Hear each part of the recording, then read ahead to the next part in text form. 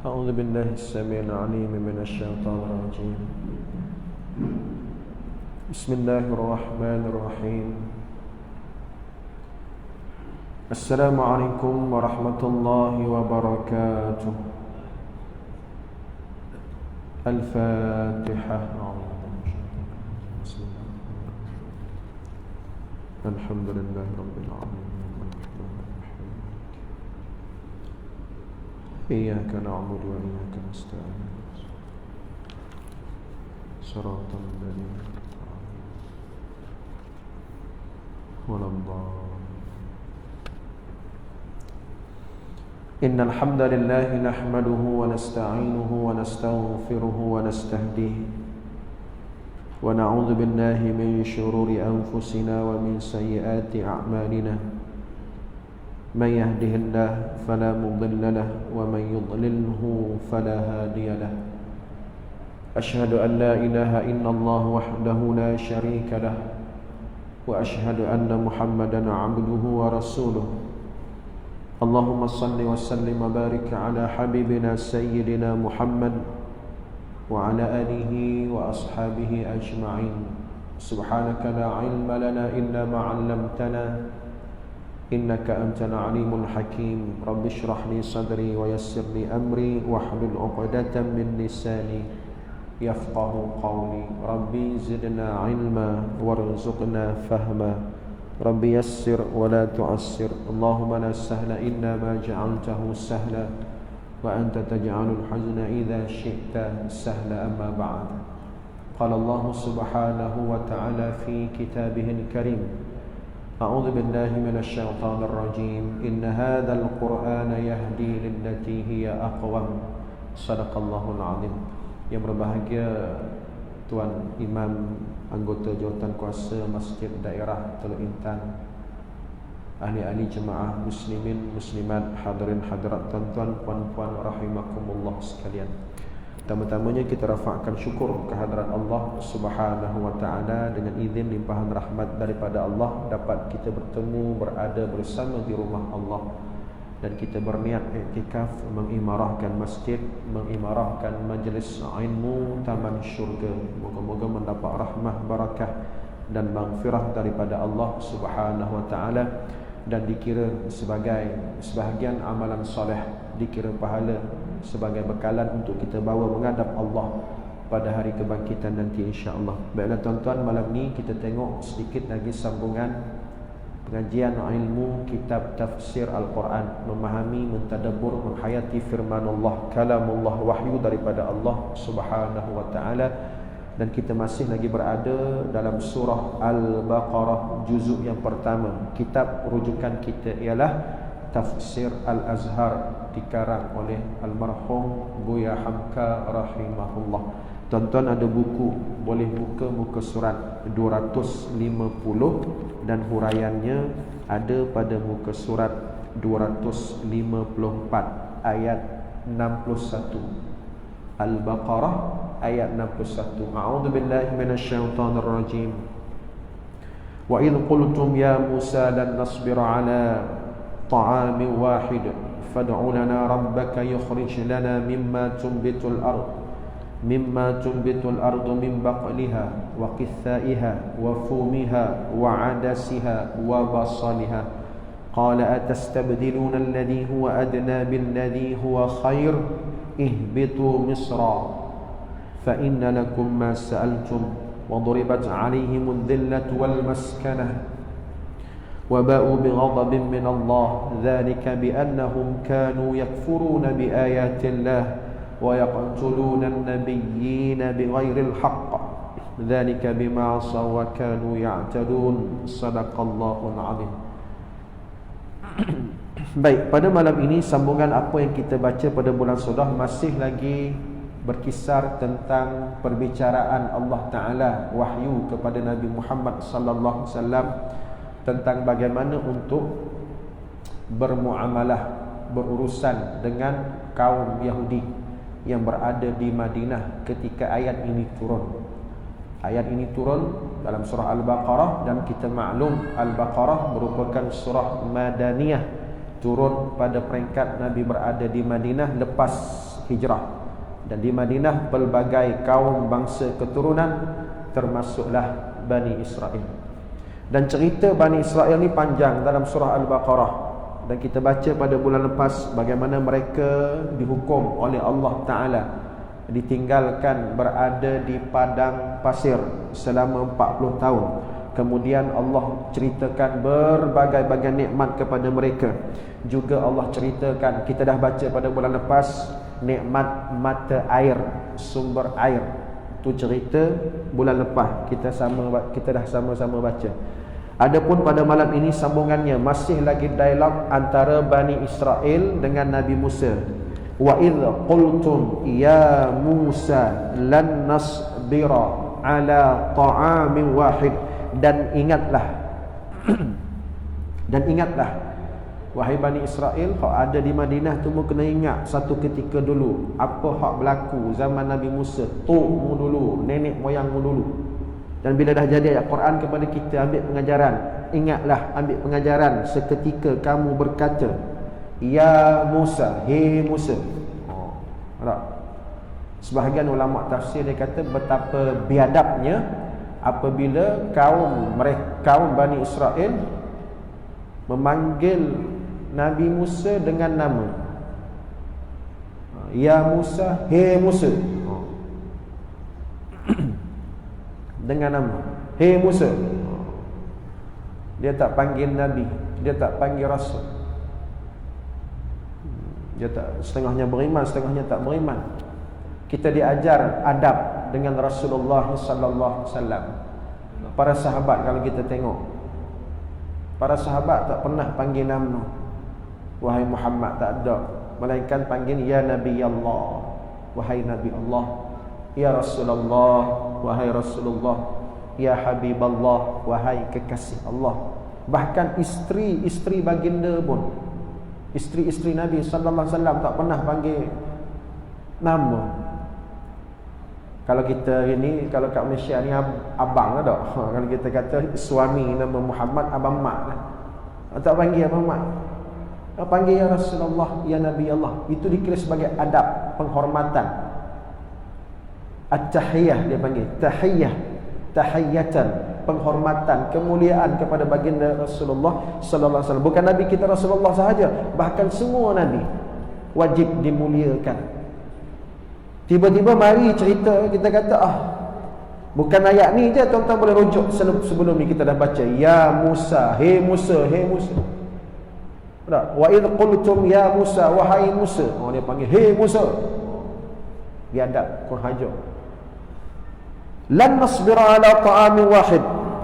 Kami tidak boleh bersabar. Wahai Musa, tidaklah kami akan tahan. Macam mana kami boleh tahan? Kami tidak akan tahan, kami tidak akan sabar. Tak boleh kami nak tahan, tak boleh kami nak sabar. Ala ta'amin wahidin, atas makanan hanya satu jenis. Ni cerita apa ni? Cerita betapa, kalau saya boleh guna, tuan-tuan boleh tengok Hamka huraikan pada muka surat 254. Ini juga menunjukkan kekecilan jiwa. Kekecilan jiwa dan manja.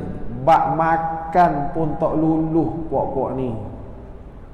Allah uji bak makan pun tak luluh. Bak makan pun tak boleh tahan. Jadi Hamka menyifatkan Bani Israel ni, Yahudi ni, berjiwa kecil, manja. Saya tumpang perkataan Hamka, muka surat 254. Ini juga menunjukkan kekecilan jiwa dan kemanjaan Yahudi, Bani Israel. Maka diajar kepada kita yang bukan Yahudi ni, kita hak tak Yahudi ni, kita bukan Yahudi, kita bukan Bani Israel, jangan ambil perangai Yahudi, jangan ambil sifat Bani Israel. Apa dia sifat dia? Berjiwa kecil, manja, tak tahan, bak makan pun tak lepas. Mengadu pada Nabi Musa, "Hei Musa, mereka telah diberi jaminan makanan yang baik, walhal Allah berikan kepada mereka keistimewaan manna wassalwa." Ingat lagi kita baca lama dah, lebih kurang 3-4 bulan sudah. yang dikatakan sebagai al-manna was-salwa, makanan daripada langit, manna daripada langit, salwa daripada bumi. Manna manisan seumpama madu, titisan embun turun ke atas dahan-dahan pokok lalu menjadi manisan seumpama madu, dimakan dengan penuh kenikmatan, sedap sangat, special kepada mereka. Ditambah pula dengan salwa, salwa burung puyuh, daging-daging burung puyuh terbaik, daging-daging puyuh yang fresh, yang segar. Makanan sedap dah, tapi tak tahan. Cemuih. Waktu mengadu kepada Nabi Musa alaihissalam. Nak ceritanya, kata Hamka, mereka ini kecilnya jiwa mereka dan manja. Kemanjaan. Mereka telah diberi jaminan makanan yang baik, adanya manna, adanya salwa, akan tetapi mereka tidak tahan. Waktu kita benda-benda kecil macam ni Allah uji bak makan, bak tidur tak selesa. Tak, contoh tidur tak selesa lah, tak ada tilam, tak ada katil, nak juga tilam wono contoh. Tak. Walhal Nabi sallallahu alaihi wasallam, belakang Nabi tu merah, ada berbekah. Nabi, setara Nabi tak pernah tidur atas tilam wono. Zaman tu memang tak ada, tapi perumpamaannya lah. Kita hak jenis manja ni, Allah, susah sikit tak boleh. Tiap-tiap malam nak tidur selesa, tiap-tiap malam nak tilam wono, tiap-tiap hari nak makan sedap. Bak makan, bak tidur tak selesa, nak mengadu pada macam-macam, mengeluh. Kalau ada perangai tu, sifat macam tu, sikap macam tu, adik-beradik Yahudi lah, wa'iyadzubillah. Jadi Yahudi ni dia tak tahan, akan tetapi mereka tidak tahan. Lalu mereka kata apa? Lan nasbira ala ta'amin wahidin. Wahai Musa, hey Musa, puak-puak kita ni tak tahan dah duk makan satu jenis ta'amin wahid. Tengok dia guna perkataan wahid, satu jenis. Wahid makna satu, padahal bukan satu, dua manna wassalwa. Manna satu jenis, salwa dua, tapi dah jenis tak kerti syukur. Bangsa kaum hak jenis tak kerti bersyukur, mereka mengatakan lan nasbura, kami tidak boleh tahan. Lan kalau banyak kali saya sebut, lan ni adik-beradik dengan lam, adik-beradik dengan la dalam Quran, digilirkan penafian. Kadang-kadang Allah nafi menggunakan perkataan la. La makna tidak, lam pun makna tidak. Ni lan ni makna apa? Tidak akan.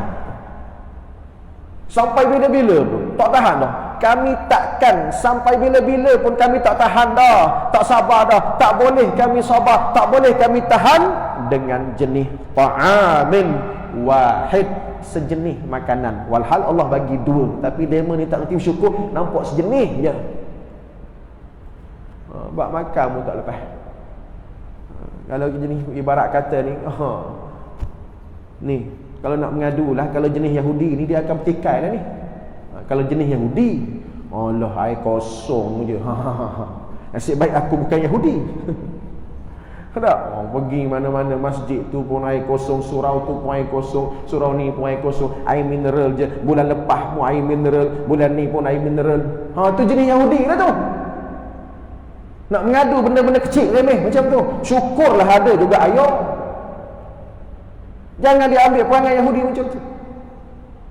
Jadi mereka ni berjiwa kecil dan mereka ini manja, mengadu kepada Nabi Musa, lan nasbira ala ta'amin wahid. Habis tu nak buat apa? Tak puas ni, tak tahan ni, maka mereka minta fad'u lana rabbaka yukhrij lana mimma tunbitul ard. Tengok, fad'u lana, maka wahai Musa, mu tolong minta kat aku.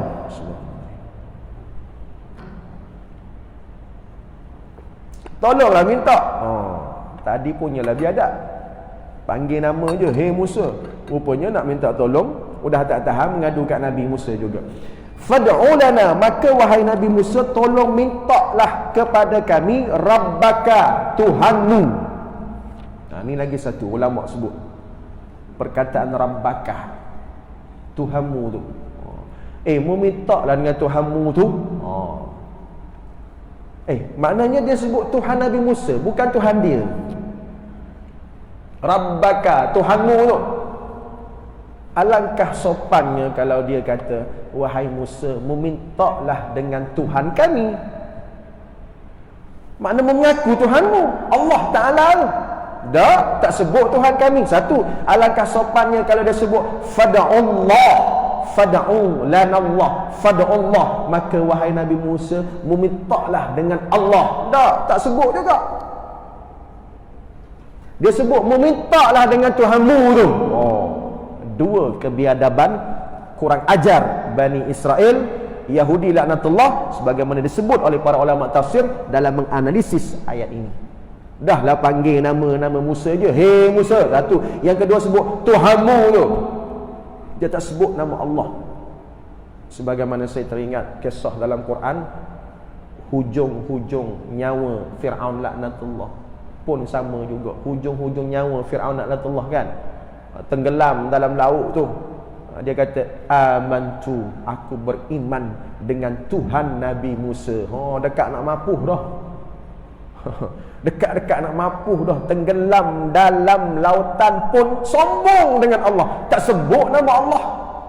Habis-habis dia kata, yalah, aku beriman dengan Rabbi Bani Israel. Aku beriman dengan Tuhan Bani Israel, Tuhan hak menciptakan Bani Israel. Aku beriman dengan Tuhan Musa. Sepatah pun tak sebut nama Allah Ta'ala. Dia tak kata aku beriman dengan Allah. Sebab tu tidak diterima taubat Fir'aun laknatullah ketika nyawa sampai ke halqum. Nama Allah pun dia tak sebut. Sombong. Macam ayat ni lebih kurang geng-geng dia kan, Bani Israel. Dia kata, wahai Nabi Musa, mu tolong mintalah dengan Tuhanmu. Minta dengan Tuhanmu tu. Yukhrij lana mimma tumbitul ard. Tolong buat keluar daripada bumi. Tolong buat keluar daripada bumi. Ni dia, senarai list makanan. Macam pergi restoran pula, order. Tak macam kita order makan kat restoran. Dia kata, hei Musa, tak tahan dah. Manna salwa, pagi, petang, siang, malam, manna salwa, tak tahan dah kami. Tolong minta lah dengan Tuhanmu tu. Yukhrij lana, buat keluar daripada muka bumi ni, bumi yang subur itu, daripada apa dia? Tengok dia minta apa. Yang pertama dia minta baqliha, minta sayur-sayuran. Mim baqliha. Tengok menu-menu yang disenaraikan oleh Yahudi Bani Israel. Dia minta baqliha. Baqlun makna sayur-sayuran. Yang kedua nak lagi, tak cukup sayur, waqithaiha, timun tu pun sayur juga, tak cuma disebut dengan khusus. Sebab ketika mana berada di Mesir, timun antara sayuran yang disebut oleh Hamka di sini. Mereka menyebut apa yang mereka sentiasa makan di Mesir. Lepas pada sebut sayur, mereka sebut timun. Timun ni faham tak? Kalau kat Kelantan ni kena detail lagi. Sebab orang Kelantan timun dua jenis. Timun Batai dengan timun Cina. Kamu kenal tak timun? Tak. Timun Cina ni tembikai lah. Cuma orang Kelantan tak guna perkataan tembikai. Kalau bahah kat orang Kelantan, bila kata timun, tembikai atau timun Batai. Timun Batai ni timun dalam nasi lemak tu. Jadi yang ni bila kata timun, orang Perak faham. Sebab tembikai, orang Perak dia tak sebut sebagai timun. Dua, yang pertama sayur, yang kedua timun, yang ketiga wafumiha. Minta apa dia? Minta bawang putih. Tak sedap, tak ada bawang putih gamaknya. Tak cukup lagi, yang keempat wa'adasiha, kacang. Adas makna kacang. Kekacang, berbagai jenis kacang. Macam sekarang ni bulan Muharram ni, orang buat apa bulan Muharram? Bubur Ashura. Kawan saya dia gauk. Tengok, sedap bubur Ashura. Sekali nak telan, Allah banyak berbenar kacang. Tu dia orang gauk. Dia pantang kacang. Adas, wa adasiha, kekacang, berbagai-bagai jenis kacang. Dan yang kelima, yang terakhir, berapa jenis makanan dia minta? Yang pertama baqliha, sayur-sayuran. Yang kedua dikhususkan lagi sayur apa? Waqithaiha, timun. Yang ketiga wafumiha, bawang putih. Yang keempat wa'adasiha, kacang adas dan sebagainya. Yang kelima wabasaliha, bawang merah. Banyak jenis. Sebagaimana banyak apa hak dia minta tu, banyak jugalah songehnya puak-puak ni.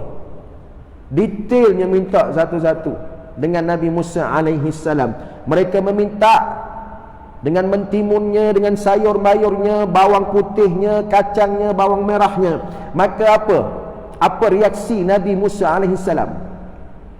Mendengar, saya baca Hamkas Book 254 bawah sekali itu. Mendengar permintaan yang menunjukkan jiwa kecil dan kerdil itu, Nabi Musa AS menjawab, berkata dia, adakah hendak kamu tukar dengan yang amat hina barang yang amat baik? Tu je mu minta. Tuan-tuan, puan-puan rahimakumullah, apa yang dia orang minta ni ialah benda-benda yang kita kata amat-amat remeh. Sebab tu apa jawapan Nabi Musa? Tengok jawapan Nabi Musa. Qala, maka telah berkata. Siapa berkata? Nabi Musa AS. Jawapan kepada kaumnya yang minta macam-macam tadi. Atastabdiluna alladhi huwa adna billadhi huwa khair. Nasabah kamu nak tukar? Tastabdil. Atastabdil. Tastabdil daripada perkataan istibdal. Istibdal daripada perkataan badal. Tuan-tuan pernah dengar perkataan badal haji? Badal haji ni tukar orang dengan orang lagi. Orang tu dah meninggal, arwah tu dah meninggal, maka tukarlah haji atas nama orang lain sebab dia meninggal sebelum sempat tunaikan haji. Sebab tu disebut badal haji ataupun upah haji. Contoh arwah ayah saya meninggal usia 56, belum sempat pencen, belum sempat tunaikan haji. Maka arwah ayah belum tunai haji, maka ditunaikanlah oleh anak dia. Badal haji, upah haji. Badal makna tukar. Si mati, udah meninggal lah, ditukar kepada, dibolehkan, syariat mengizinkan badal haji, maka tukarlah kepada mana-mana waris yang berkelayakan untuk menunaikan upah haji. Dipanggil badal haji. Daripada perkataan badal, istibdal, istabdala, maka Nabi Musa guna perkataan ini dalam Quran sebut atas tabdil. Mu nak badal, mu nak istibdal, atas tabdil mu nak tukar. Mu nak tukar ke benda yang allazi huwa adna, yang murah tadi. Barang-barang remeh tadi, benda-benda murah setakat bawang putih, bawang merah, timun, sayur, kacang, itu dipanggil sebagai huwa adna. Sebahagian dalam kitab-kitab dia terjemuh benda-benda hina, tapi saya tak seronok pula nak guna perkataan hina sebab dia makanan-makanan tu tetap rezeki. Tak, dia guna perkataan hina. Lebih sopan kalau kita guna perkataan benda-benda yang murah tadi. Adna ni makna rendah. Daripada perkataan dana, yadni, benda dekat dengan kita, benda murah, benda hak dekat ni, benda hak murah. Bila dekat senanglah dapat, bila senang dapat ni barang murah. Barang mahal susah nak dapat. Mutiara, barang mahal susah nak dapat di lautan. Tak. Jadi barang hak dekat dengan kita ni dianggap sebagai barang murah, barang senang dapat. Walaupun sebahagian kitab-kitab dia terjemuh hina. Tak seronok letak hina kepada makanan tadi. Hak bawang merah tadi, basaliha, bawang merah, kisaiha, timun, adasiha, kacang tadi, fumiha dan sebagainya tadi, kacang, sayur, timun, bawang merah, bawang putih tadi, benda-benda yang dianggap sebagai murah. Mu nak ambil hak murah ni, mu nak tukar dengan hak mahal. Apa dia hak mahal? Manna wassalwa. Tengok Yahudi, Bani Israel, dia tak reti nilai dah. Tak reti nilai dah hak mana special, hak mana istimewa. Kenapa? Kerana mereka ni hidup dalam keadaan ikut nafsu. Nafsu telah menutup pandangan mereka. Manna wassalwa ni Allah tak bagi pada kaum lain. Special ni, kurniaan istimewa disebut dalam kitab Al-Imam Sunhaji rahimahullah, ulama daripada Indonesia juga, dalam kitab Imrul Athir, 10 nikmat kepada mereka. 10 kelebihan, 10 nikmat kepada Bani Israel, kepada Yahudi. Salah satunya ialah dikurniakan makanan-makanan yang tak bagi pada kaum lain, bangsa lain. Apa dia? Manna wassalwa tadi. Madu mana seumpama madu dan salwa, daging-daging puyuh yang special, makanan daripada syurga. 10 nikmat, 10 kelebihan termasuk manna wa salwa. Tapi mereka ni kufur nikmat, mereka degil, mereka jahat, mereka zalim, mereka bunuh nabi-nabi, mereka lawan Nabi Musa, mereka ubah Taurat, mereka menentang Allah Ta'ala, mereka kufur dengan ayat Allah. Maka daripada umat hak special, bangsa yang istimewa dengan kelebihan tadi, Allah tukar kepada al-maghdubi alaihim, bangsa terlaknat, dimurkai oleh Allah Ta'ala. Inilah Yahudi laknatullah. Jadi Nabi Musa ni tak berapa nak layan dah. Bukan kata, okey beres, aku minta dengan Tuhan, esok turun memakan benda tu. Tak ada. Tak berapa nak layan dah. Habis Nabi Musa kata apa?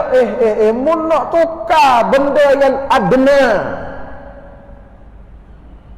Hak mu ada ni mana wasalwa.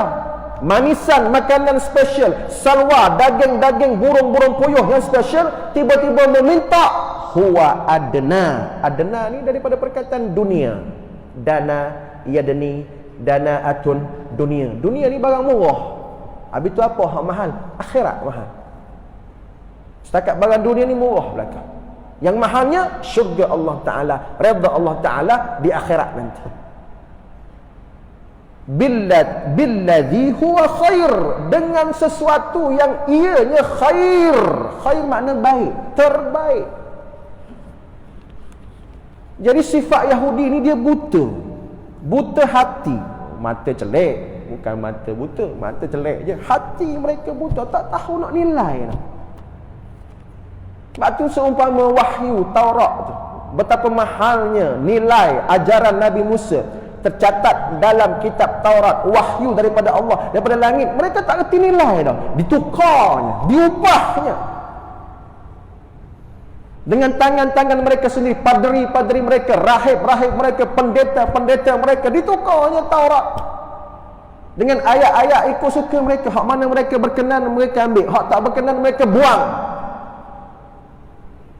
Hari ni yang ada tu Bible, tak ada nilai. Tapi mereka menganggap Bible itu tinggi nilai. Taurat diubahnya, dilawannya, ditentangnya. Itu bab kita kata benda-benda yang besar lah. Bab makan pun mereka buta juga. Hati mereka buta. Maka Nabi Musa kata, tanya balik, atastabdiluna alladhi huwa adna.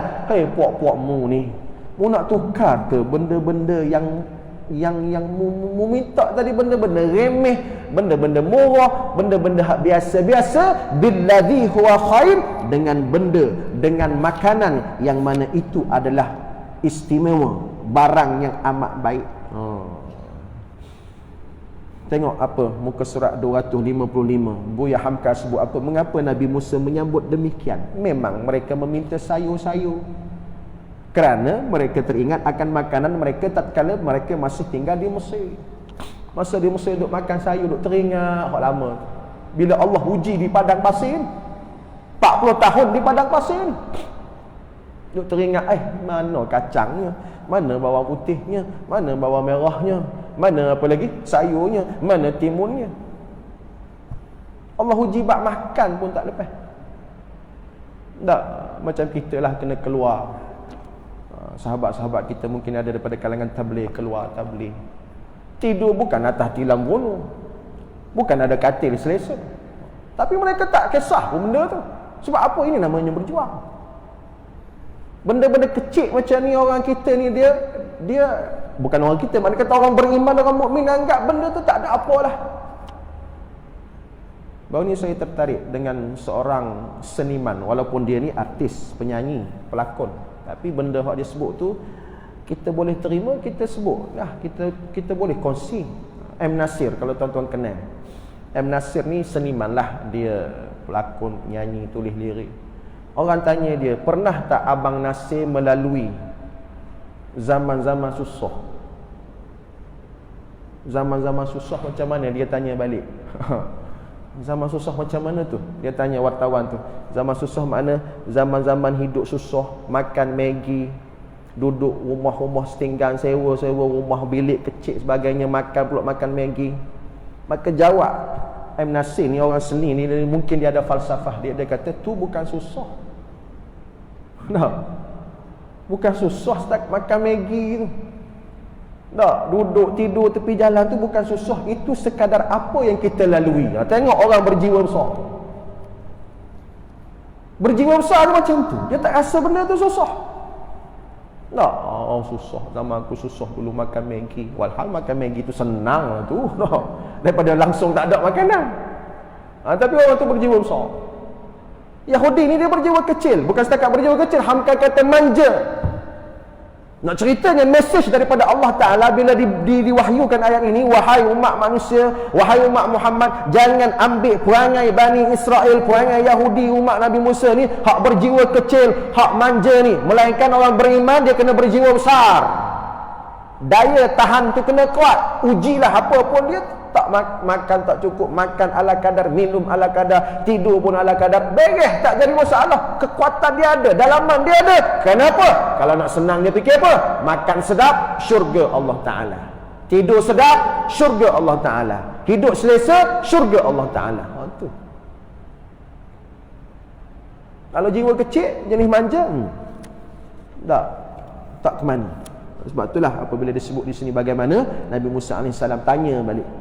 Mudah ingat benda-benda hak mu minta tu, apa nama ni, makanan-makanan tadi lah, bawang merah, bawang putih, kacang, sayur, timun tadi, mu tergamak kamu minta mu nak tukar dengan benda-benda yang khair, yang terbaik, kurniaan Allah Subhanahu wa taala. Baik, seterusnya, ihbitu misra fa innalakum ma sa'altum. Kalau mu nak benda tu tak payah mu minta kat aku lah, tak payah mu suruh aku doa lah. Tu gamaknya. Kalau kita terjemah mudah-mudah, mu nak benda hak remeh tu, mu tak payah minta kat aku lah, mu tak payah suruh aku doa minta kat Allah. Ihbitu misra, maka hendaklah kamu pergi ke kota besar. Misra di sini sebahagian ulama mentafsirkan kota besar. Dalam muka surat 255.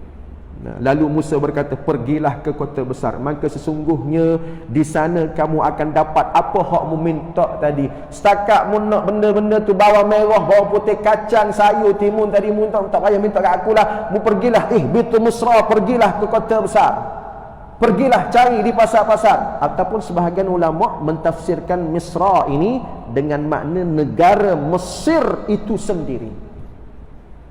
Kalau macam tu mu balik ke Mesir lah. Sebab ketika ini sebahagian ulama mentafsirkan mereka berada di kawasan padang pasir.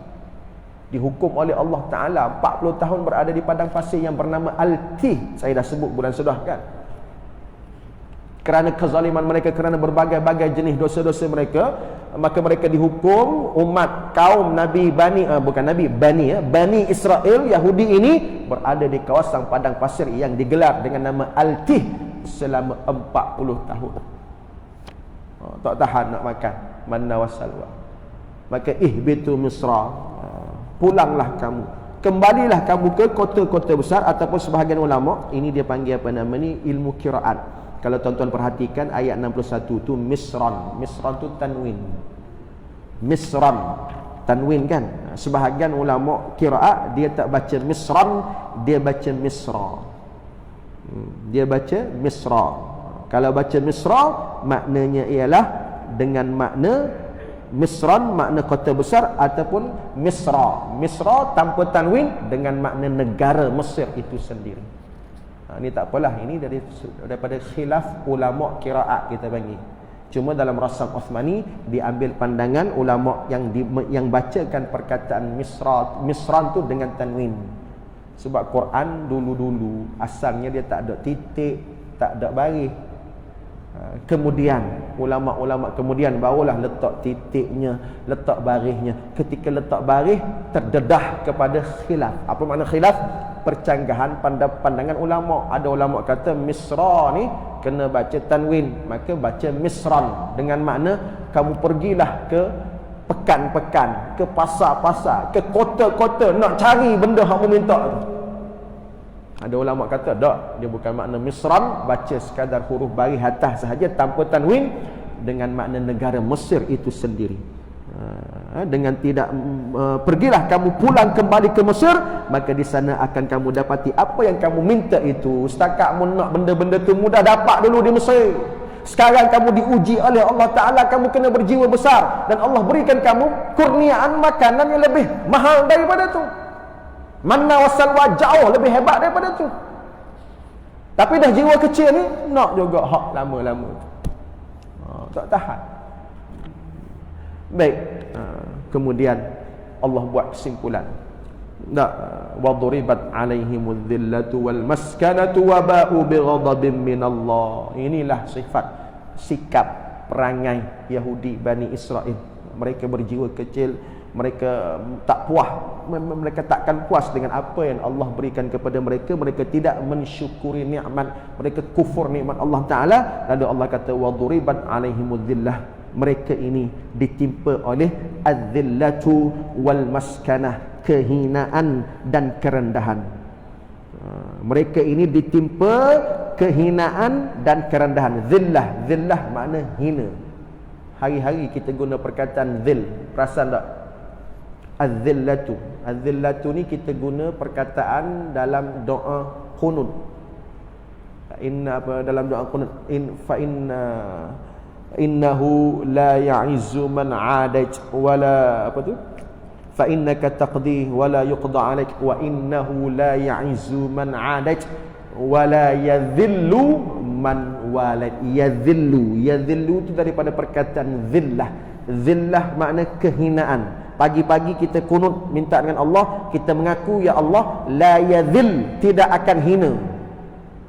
La yadhillu man walaita. Ya Allah, aku mengaku ya Allah dalam doa kunut setiap pagi subuh, ya Allah aku mengaku tidak akan hina siapa-siapa bergantung padamu. Siapa-siapa bergantung minta bantuanmu ya Allah, man walaita, hakmu tolong ya Allah, bergantung pada Allah, Allah tolong, Allah bantu, mengadu pada Allah, maka mereka tu tidak akan hina. Tu doa kunut tiap-tiap pagi subuh. Yang ni Allah kata mereka ini zillah, hina. Siapa dia ni? Yahudi ataupun Bani Israel. Mereka ditimpa kehinaan dan kerendahan. Kerendahan makna kehinaan. Kehinaan, kerendahan, rendah makna kata di sisi Allah kedudukan mereka itu amat-amat hina. Kerana mereka menentang Nabi ataupun utusan Allah Subhanahu Wa Taala. Wa ba'u bi ghadabin minallah, dan mereka Allah isytihar. Ini perisytiharan Allah. Sebab tu daripada ayat 61 ni lah ada kaitan dengan ayat yang kita baca dalam surah Al-Fatihah yang diulang tiap-tiap kali solat 17 kali sehari. Perkataan ghadab, bi ghadabin. Ghadab kita sebut dalam Al-Fatihah maghdub, perkataan sama. Allah isytiharkan bi ghadabin minallah. Ghadabin minallah, ghadab makna murka, marah ni biasa. Tinggi lagi daripada atas pada marah, murka. Atas pada murka, laknat. Semua tu ada pada Yahudi. Ghadab. Daripada perkataan ghadab, maghdub dimurkai, dilaknat, dimarah. Siapa yang marah, siapa murka, siapa laknat? Allah Ta'ala. Siapa yang dilaknat? Yahudi Bani Israel. Sebab Allah isytihar pada ayat 61 surah Al-Baqarah, dan itulah diulang-ulang dalam Al-Fatihah. Mereka ini bangsa terlaknat, Yahudi laknatullah Bani Israel. Bi ghadabin minallah, maka diisytiharkan kamu pulanglah, baliklah kamu dalam keadaan Allah murka kepada kamu. Jangan main-main murka Allah. Sebab tu orang tak takut Allah marah ni, dia sudah hati dia tu dah mati. Tak takut Allah marah. Kadang kita takut manusia marah lebih daripada Allah marah. Risau dia, bimbang dia. Apa pula boh aku nak kata? Takut kat boh. Hak lebih parah lagi, ni minta maaf lah, takut ke bini. Itu lagi parah. Harap-harap tak ada lah. Nak mari kuliah pun takut. Wah, aku tak boleh ni, bini aku suruh balik ni. Nah, orang rumah kata mari abang pun semayang dah le, lepas maghrib balik ke rumah. Itu lagi parah. Takut pada isteri, takut pada bos, takut pada ketua, takut pada siapa lagi, takut pada kawan. Kadang-kadang takut pada manusia ni lebih daripada takut pada kemurkaan Allah. Yahudi ni dia tak takut pada murka Allah. Bila Allah isytihar bi ghadabin min Allah, itu satu pengisytiharan yang besar. Bila tak ada rasa takut pada Allah, tak ada apa, mati dah hati itu, tak rasa takut. Mudah jadi munafik, naudzubillah. Sifat munafik kan ada disebut dalam riwayat bagaimana orang munafik ni buat dosa pun tak rasa apa dah.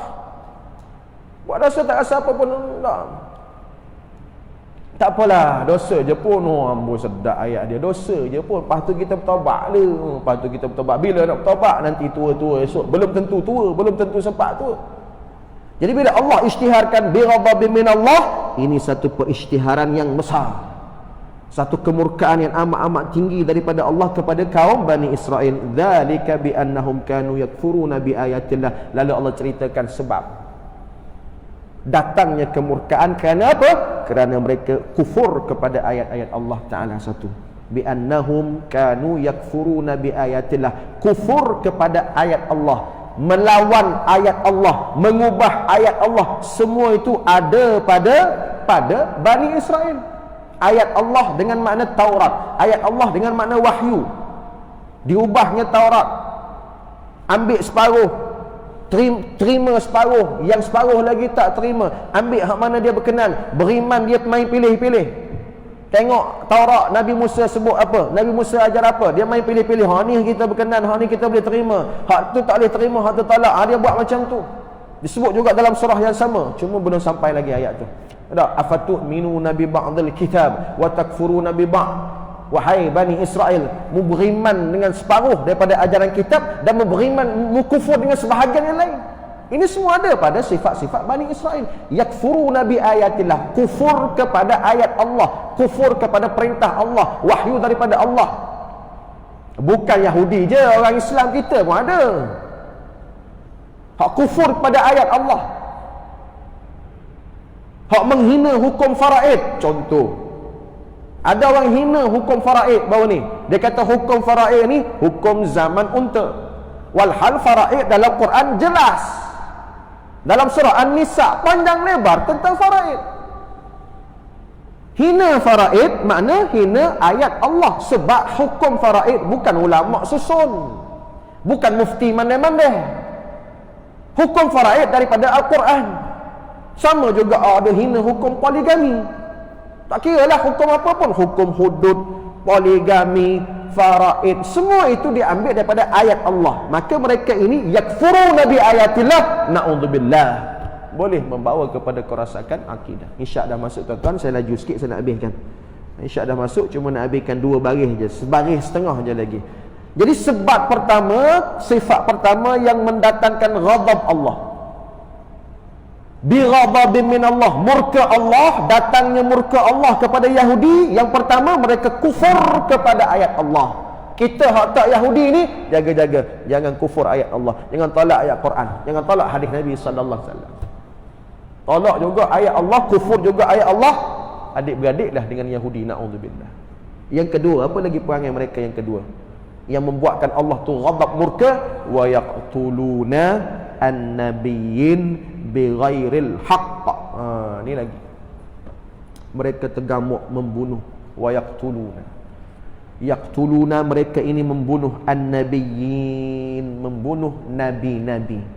Allah guna perkataan nabiyyin. Tengok ada ya tu dia panggil ya jamak muannas, jamak salim, jamak mudzakkar salim. Kalau orang mengaji Arab dia faham. Perkataan nabiyyin, Allah tak kata wa yaqtulunal nabi seorang, tak. Wa yaqtulunan nabiyyi, kalau macam tu seorang, tak. Allah tak kata nabi, Allah kata nabiyyin. Apa makna nabiyyin? Nabi-nabi, ramainya nabi yang mereka bunuh. Sebahagian riwayat sejarah mengatakan 70 orang nabi dibunuh, termasuk nabi dari kalangan 25 nabi dan rasul. Antara yang dibunuh ialah Nabi Yahya alaihi salam. Antara yang dibunuh ialah Nabi Zakaria alaihi salam. Nabi Yahya, Nabi Zakaria daripada kalangan 25 yang disebut dalam Al-Quran. Lain pada itu pun terdapat juga yang dibunuh oleh mereka ini. Siapa bunuh? Bani Israel. Tak puas hati, tak, degil di sisi mereka lah. Bukan degil, Nabi tak degil pun. bagi mereka menganggap mu ni degil. Dak, aku kata udahlah tu, jangan berdakwah, hentikanlah perjuangan kamu, hentikanlah mesej kamu, hentikanlah risalah dakwah kamu, degil pokok mu ni. Tak, sebagaimana dalam surah Yasin ada sebut tak, la in lam tantahu lanarjumannakum wa la yamassannakum minna adzabun alim. Kalau mu tak berhenti, puak-puak kami nak rejam kamu. Wa la yamassannakum, dan puak-puak kami akan merasakan kepada kamu azab yang pedih. Itu contoh dalam surah Yasin. Bagi amaran. Jadi puak-puak ni mencabar para nabi dan rasul, para utusan Allah. Sudahnya para utusan Allah, nabi Allah, Rasulullah tadi istiqamah dengan perjuangan, dibunuh oleh mereka. Wa yaqtulunan nabiyyin. Dalam riwayat sebut, sebahagian riwayat mengatakan 70 orang, bukan seorang, bukan dua orang, bukan 4-5 orang, 70 orang dibunuh oleh para Yahudi dan Bani Israel bighairil haq, tanpa sebab yang munasabah. Dzalika bima asaw wa kanu ya'tadun. Yang demikian itu ialah kerana mereka telah derhaka. Tengok, Allah kaitkan dengan perkataan ghadab. Ghadab Allah, kemurkaan Allah datang apabila kufur pada ayat Allah, apabila membunuh nabi, ataupun dalam fahaman yang lebih luas, membunuh ajaran nabi. Sebab hari ini tak ada nabi dah. Hari ini tak ada nabi dah. Bila tak ada nabi, tak mungkin orang boleh bunuh nabi. Habis tu nak faham macam mana ni? Kalau zaman hari ni membunuh ajaran nabi itu, membunuh sunnah nabi itu, menghina sunnah nabi, menghapuskan amalan-amalan yang nabi ajar, ajaran-ajaran yang nabi ajar, menyebarkan ajaran sesat, menyebarkan ajaran sesat, maka menghapuskan kebenaran, hak ajaran yang sebenar, mengangkat kebatilan, menolak kebenaran, tu pun dikira sebagai wayaqtulunan nabiyyin, walaupun jasad nabi dia tak bunuh. Sebab hari ni tak ada nabi dah, tapi mereka membunuh ajaran-ajaran Nabi sallallahu alaihi wasallam. Maka datanglah kemurkaan Allah. Dzalika bima asaw, dan mereka itu dikira sebagai asaw. Asaw perkataan apa? Daripada perkataan asaw, ya'si, maksiat. Bila sebut maksiat ni orang kita baru faham tak? Maksiat dah jadi perkataan Melayu. Maksiat bahasa Arab, Melayunya penderhakaan. Tengok dalam kitab ni pun sebut yang demikian itu ialah mereka derhaka. Mereka derhaka. Apa tak derhaka? Jangan sampai bunuh nabi. Bunuh ni kalau orang biasa pun, tak nabi pun dosa besar.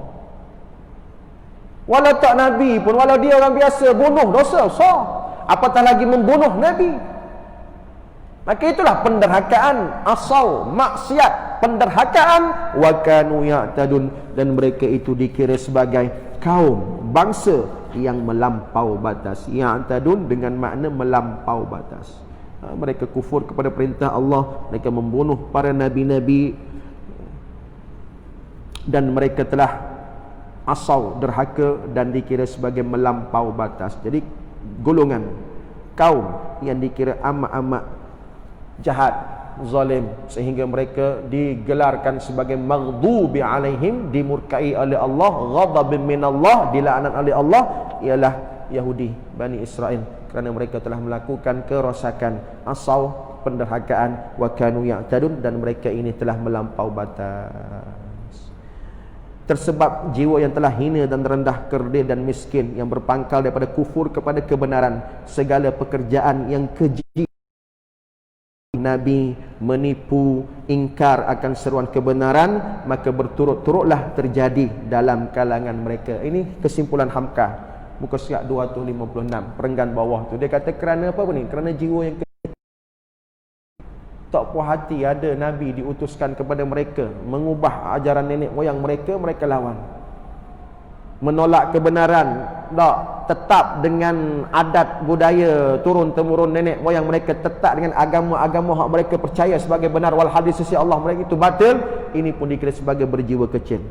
Kata Hamka, berjiwa kecil, maka datanglah kepada mereka azillah, kehinaan, dan amat-amat hina di sisi Allah Ta'ala di atas kezaliman mereka. Wallahu a'lam bissawab. Cukuplah setakat itu tuan-tuan, sekadar apa yang saya mampu huraikan, sekadar apa yang mampu kita kongsikan, walaupun sekadar satu ayat, dan satu ayat insya-Allah boleh memberikan kita manfaat yang besar apabila kita faham bagaimana perintah Allah Ta'ala kepada kita untuk tadabbur Quran, dan dalam ayat Quran ini bagaimana Allah isytiharkan murkanya, marahnya dia, laknatnya dia kepada bangsa Yahudi, laknatullah. Jadi kita ambil pengajaran, jangan kita ambil perangai-perangai Yahudi yang Allah murka, dan kita letakkan diri kita sebagai orang-orang mukmin yang berjiwa besar, bukan berjiwa kecil sebagaimana kaum Yahudi Bani Israel. Wallahu a'lam bissawab. Jadi insya-Allah kita sambung lagi pada, kalau ikut jadual, pada hari Jumaat minggu yang ketiga insya-Allah. Jadi alhamdulillah saya dah dapat jadual untuk berkuliah di sini 2 kali sebulan insya-Allah. Kita sambung pada hari Jumaat minggu yang ketiga, kita teruskan ayat seterusnya insya-Allah. Wallahu a'lam bissawab. Cukup setakat itu insya-Allah, kita sambung lagi pada pertemuan pada hari Jumaat minggu ketiga. Aqulu qawli hadza astaghfirullahal azim li wa lakum wa billahi taufiq hidayah. Assalamualaikum warahmatullahi wabarakatuh. A'udzu billahi minasyaitonir rajim. Bismillahirrahmanirrahim.